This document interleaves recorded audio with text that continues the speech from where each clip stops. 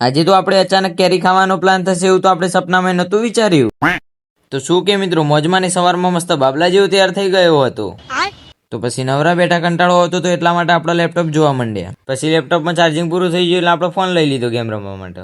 ચાલે તું તો ફોન મૂકીને બપોરે આપણે થોડી વાર આરામ કરવા જતા રહેતા અને પછી હજી ઉઠીને આપણે ફ્રેશ થવા માટે બહાર આવી જાય અને ફ્રેશ થઈને પછી આપણે જઈએ ક્રિકેટ રમવા માટે. ચમકે દાડામાં આપણે એક વખત ક્રિકેટ ના રમીએ તો આપણને ચેન જ નહીં પડતું, તમને તો ખબર જ હશે.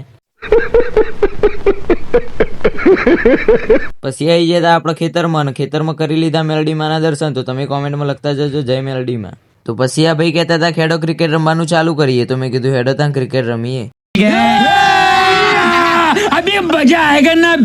અને અમારા નસીબમાં ક્રિકેટ રમવાનું લખ્યું જ નહીં, ચમકે જેટલી વખત હું સિક્સ મારું એટલી વખત દડો ખોવાઈ જ જાય.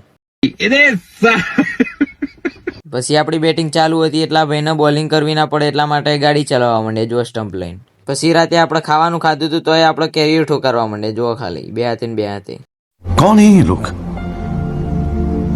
कहां से आते हैं?